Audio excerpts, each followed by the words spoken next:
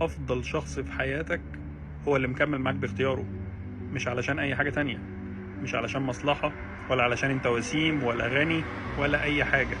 هو اختار انه يكمل معاك علشانك انت.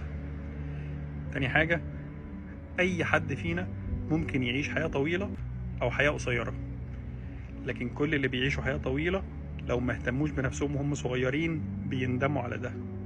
فاعمل انت ده من دلوقتي علشان ما تندمش بعد كده. خد بالك من نفسك كويس.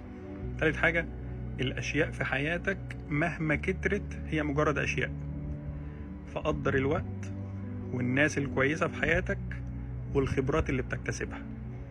كل ده اهم من الاشياء. الاشياء زي ما كانتش موجودة قبل كده وربنا سبحانه وتعالى انعم عليك بيها، تقدر برضو تعوضها لو خسرت اي حاجة.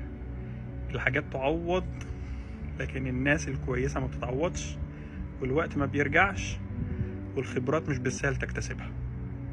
فركز على دول. سلام.